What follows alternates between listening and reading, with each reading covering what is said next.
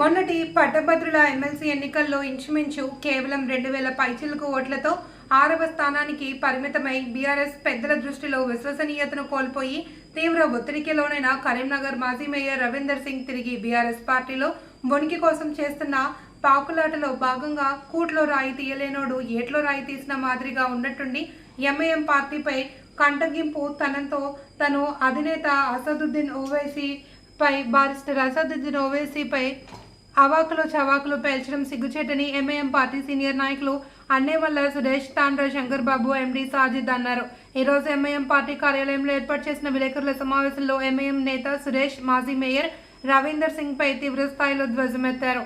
Hyderabad parliament సభ్యుడిగా ఉన్న తమ నేత అసదుద్దీన్ ఓవైసీ అభివృద్ధి పనుల దృష్ట్యా పలు రాజకీయ సామాజిక అంశాలపై హైదరాబాద్ ఇన్ఛార్జ్ మంత్రిగా ఉన్న పొన్నం ప్రభాకర్ ఎన్నోసార్లు కలుస్తారని, ఇలాంటి అంశాలను కరీంనగర్కు జోడించి అందులో కరీంనగర్ మున్సిపల్ కార్పొరేషన్ డిలిమిటేషన్ అంశాన్ని రవీందర్ సింగ్ ప్రెస్ మీట్లో ప్రస్తావిస్తూ మంత్రి పొన్నం వద్ద 2 గంటలు ఓవైసీ కూర్చుని ఎంఐఎం పార్టీ డివిజన్లను అనుకూలంగా మార్చారని చేసిన ఆరోపణలు శుద్ధాబద్ధమని అన్నారు.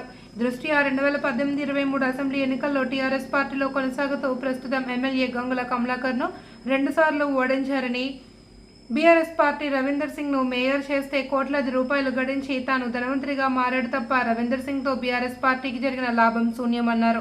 నాడు ఎంఐఎం పార్టీ సింగ్ కు మేయర్ అంశంలో మద్దతు ఇచ్చిన మాటను మర్చిపోవడం దారుణమన్నారు. భవిష్యత్తులో అవాస్తవాలతో కూడిన ఆరోపణలు ప్రచారం చేస్తే ఎంఐఎం నాయకులుగా తాము ఊరుకోమని ఆధారాలతో జవాబిస్తామని అన్నారు.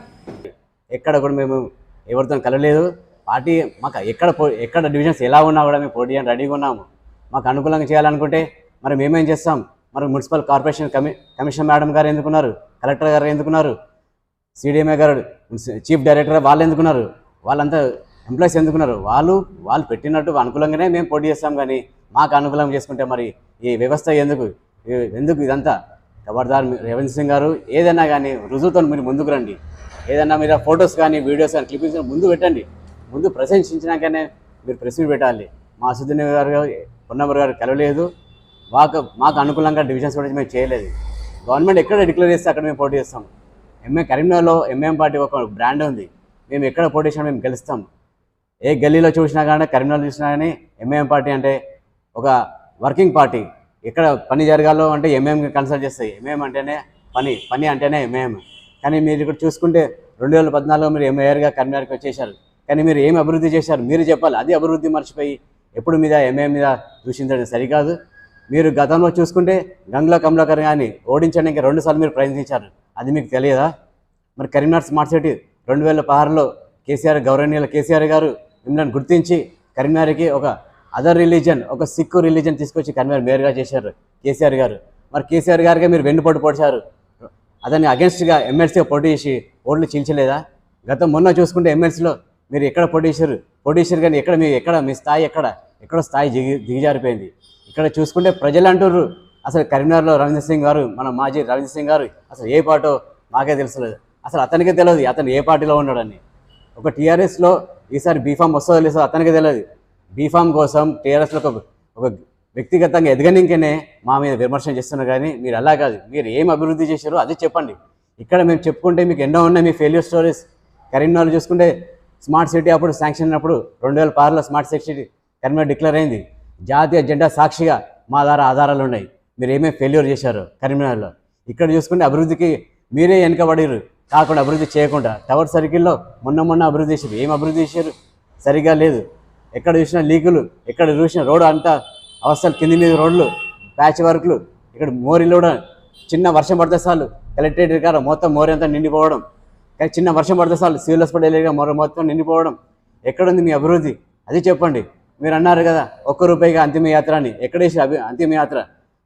ఎక్కడ ఫ్రిడ్జ్లను మూలపడి ఎక్కడ ప్రజలకు ఒక కామన్ మ్యాన్, ఒక గరీబ్ బోనికి మీ అంతిమయాత్ర చేరుకోలేకపోతున్నారు. ఉన్నోడికే కార్పొరేటర్ వాళ్ళు అనుకూలంగా ఉన్న వాళ్ళకే, పెద్ద వాళ్ళకే మీ ₹1 అభివృద్ధి, ₹1 అంతిమయాత్ర వాళ్ళు వాడుకుంటారు. అంతిమయాత్ర రథం ఎక్కడ మీరు చేశారు అభివృద్ధి? మీరు చేయబట్టే కదా కరీంనగర్ మున్సిపల్ కార్పొరేషన్ మొత్తం కింద పడిపోయింది. వాళ్ళకి ఎంప్లాయీస్కి, కార్మికులకు జీతాలు ఇవ్వలేక మున్సిపల్ కమిషనర్ వాళ్ళు ఏం చేస్తున్నారు? ఇక్కడ ప్రజల నుంచి పన్ను వసూలు చేసి ఇంటింటికి ట్యాక్స్ పెంచాల్సి వస్తుంది. అది మీరు కాదు, మీరు చేయబట్టే కాదా? కరీంనగర్లో ఎక్కడ చేశారు మీరు అభివృద్ధి? రోడ్లలో నాణ్యత లేదు, ఎక్కడ క్వాలిటీ టెస్ట్ చేసడం లేదు. రాత్రి రోడ్లు వేసాడు, రాత్రి బిల్లు వసూలు చేసాడు. ఇది కాదా? మరి ఎవరు జేబులు నింపుకున్నారు మీరు చెప్పాలి. మాకు తెలుసు ఎంఐఎం పార్టీ ద్వారా ఎవరో జేబులు ఎంతెంత నింపుకున్నారో మా ద్వారా ఉన్నది ఇన్ఫర్మేషన్. మేము రుజువుతో ముందుకు వస్తాం. ఇక్కడ చూసుకుంటే కాదు, మీరు చేయాల్సింది మీ అభివృద్ధి చెప్పండి. అంతా మీ చెప్పుకుంటే కరీంనగర్ మీ యొక్క ఫెయిల్యూర్ స్టోరీ, మీరు ఎక్స్ మేయర్ గారు రవీంద్ర సింగ్ గారు మీ ఏరియాస్ హయాంలో మీ ఫెయిల్యూర్ స్టోరీ. ఇప్పుడున్న ప్రజెంట్ మొన్న ఉన్న బీజేపీ సునీల్ రావు గారు అదే ఎక్స్ మేయర్, అతని కూడా ఫెయిల్యూర్ స్టోరీ. కరీంనగర్లో ఎక్కడ కూడా అభివృద్ధి జరగలేదు. కేంద్ర ప్రభుత్వం నుంచి 100 కోట్లు, స్టేట్ గవర్నమెంట్ నుంచి 100 కోట్లు నుంచి కరీంనగర్కి స్మార్ట్ సిటీ కొంత 1000 కోట్లు శాంక్షన్ చేస్తే ఎక్కడ అభివృద్ధి జరగలేదు. ఇప్పుడు ప్రజలారా మీరు గుర్తించండి, ఎక్కడ నాణ్యత ఉన్నది. రాత్రి రోడ్లు వేసాడు, రాత్రి బిల్లు వసూలు చేసాడు. చిన్న వర్షం పడుతున్న రోడ్ మోర్లోనే డ్రైనేజ్ అని నిండిపోవడం. ఇది కాదా? నేను అబద్ధం చెప్తున్నాను, రుజువు ఉంది. మీరు చూస్తున్నారు కదా, ఎక్కడ పడితే అక్కడ. ఎక్కడ అభివృద్ధి ఉంది? 24 గంటలు నల్ల ఇస్తున్నారు. ఎక్కడిచ్చారు 24 గంటలు? ప్రతిరోజు నల్లు ఇస్తున్నారు. ఎక్కడిచ్చారు ప్రతిరోజు నల్ల? గరీబోనికి ఒక న్యాయమా? మీకు ఒక న్యాయమా? ఉన్నోనికే ఇంటి నిండా నల్ల ఇస్తుంది, గరీబోనికి ఎక్కడ నల్ల వస్తుంది? ఒకరోజు వస్తుందా? 2 రోజులు వస్తుందా? ఎప్పుడు వస్తుందా? నల్ల అయితే సరిగా లేదు. ఎక్కడ వస్తే అక్కడ నాణ్యత లేదు. మరి ఎక్కడ చేశారు మీరు అభివృద్ధి? ఇది కాదు. మీరు గెలవాలంటే ఎదగాలంటే మీరు చేసింది ముందుకు రండి, ప్రజల్లో ముందుకు రండి. అసలు మీరు ఏ పార్టీ మీకే తెలుస్తలేదు. బీఆర్ఎస్ టికెట్ కోసం మీరు టీఆర్ఎస్లో ఎదగని ఇంకేనే మా మీద ఎంఐఎం పార్టీ మీద దూషిస్తారు. అది కాదు. మీరు గాలిలో మేడలు కట్టడానికి కాదు. మరి టవర్ సర్కిల్ మీరు ఏం చేశారు?